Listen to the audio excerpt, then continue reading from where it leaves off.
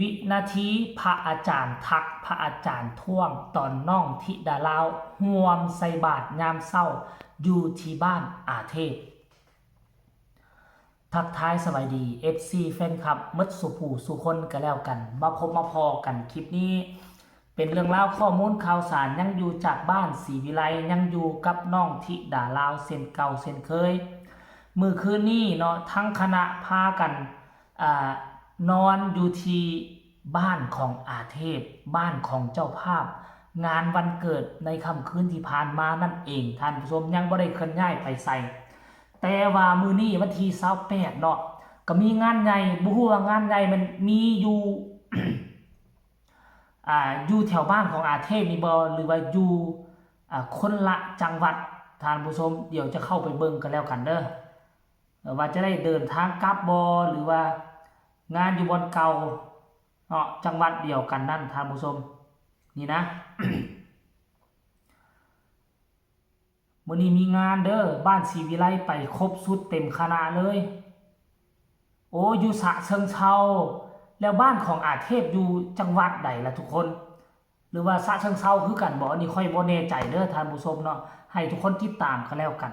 แต่ว่าจังไดก็ตามท่านผู้ชมกิจวัตรประจำวันของน้องธิดาลาวก็คือมักตื่นขึ้นมาใส่บงใส่บาตรเนาะสิ่งที่น้องทำบุญไปน้องก็จะได้รับความเมตตาความกรุณามาก็คือขนมก้นบาตรเนาะน้องได้ขนมก้นบาตรมาหลายสำใดน้องก็จะไปทำบุญหลายสำนั้นมันเป็นแบบนี้เนาะถึงแม้ว่าน้องบ่ได้อยู่บ้านอยู่เฮือนของตนเองน้องไปต่างถิ่นน้องก็ยังตื่นขึ้นมาร่วมใส่บาตรแล้วบัดนี้มีพระอาจารย์ท่านนึงเพิ่นน่าจะบ่สบายเพิ่นเดินบ่ได้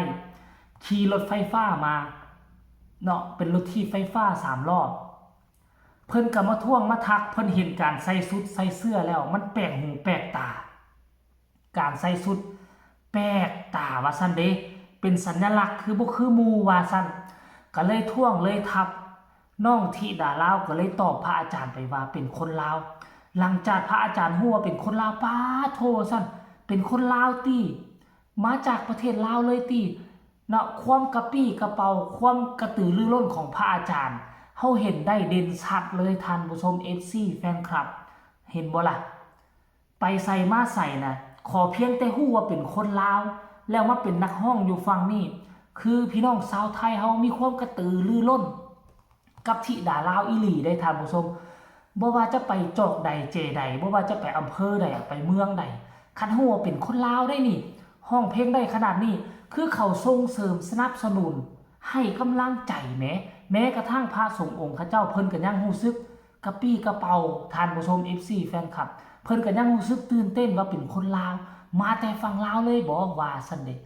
อยากให้ทุกคนไปชมคลิปนี้นำกันซะก่อนแล้วจังมาพ้อกันในช่วงต่อไปมาดูอะไรมันท่านมาแล้วนั่นน่ะท่านมาแล้วน่ะ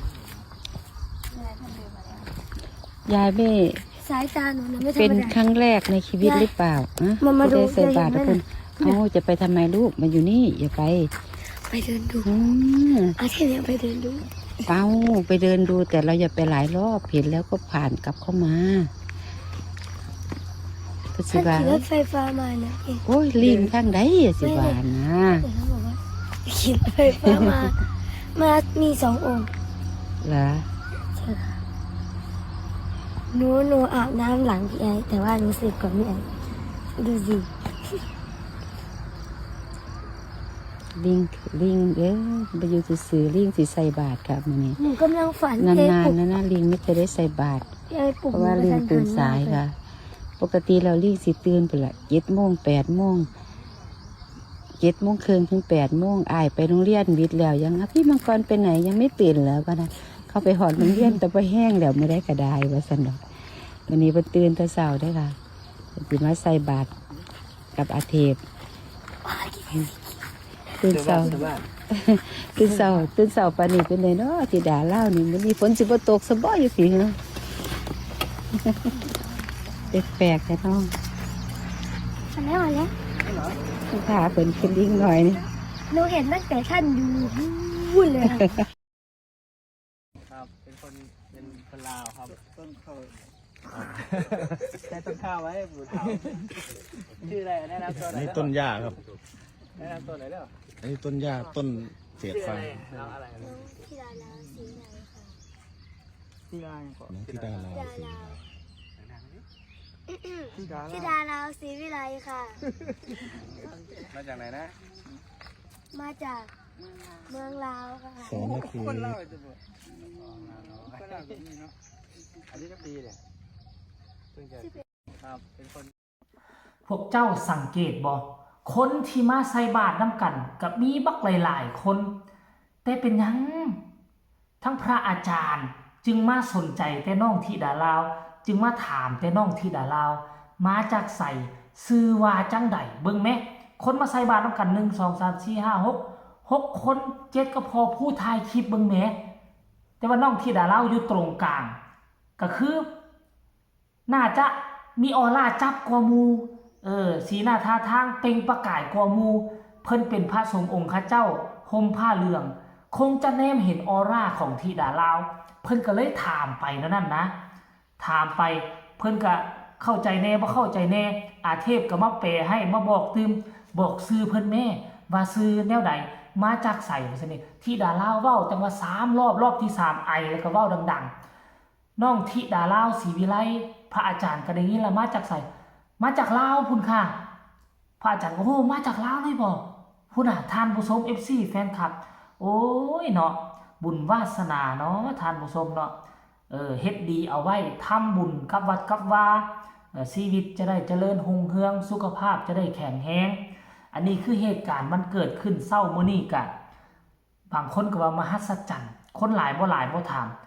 พระอาจารย์ดันไปถามไปเตะตาเตะใจกับน้องธิดาลาวคนเดียวอยู่ในห้านเบิ่งแหมท่านผู้ชมอาจจะมีบางสิ่งบางอย่างที่คนถือศีลเพิ่นมองเห็นก็เป็นไปได้ท่านผู้ชมสิ่งที่เฮาบ่ฮู้สิ่งที่มองบ่เห็น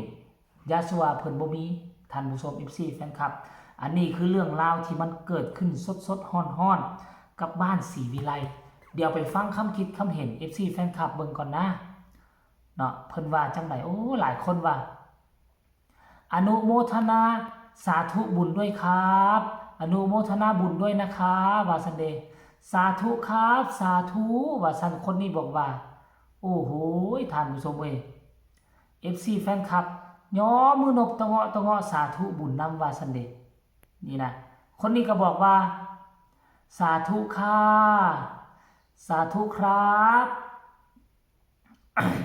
ส่วนใหญ่ก็ว่าแต่สาธุนั่นแหละขอให้อายุมั่นขวัญยืนว่าซั่นเด้ขอให้ได้โชคได้ลาภการงานหลั่งไหลเข้ามาเทมานะครับว่าซั่นเด้ท่านผู้ชม FC แฟนคลับเนาะอันนี้คือล่าสุดเลยการเคลื่อนไหวออกจากนี้แล้วมาติดตามกันเบิ่งให้กดไลค์กดแชร์กดติดตามที่สำคัญอย่ากดข้ามโฆษณาว่าทีมงานศรีวิไลจะเดินทางตอนจักโมงไปที่หน้างานวันที่28ครบสุดเป็นเขาเอิ้นว่าเต็มวงของบ้านศรีวิไลไปงานวัดแห่งหนึ่งเนาะให้กดไลค์กดแชร์ไว้ว่าวัดแห่งใดเดี๋ยวค่อยจะติดตามมานำเสนอสำหรับคลิปนี้ลาท่านผู้ชมไปก่อนสบายดี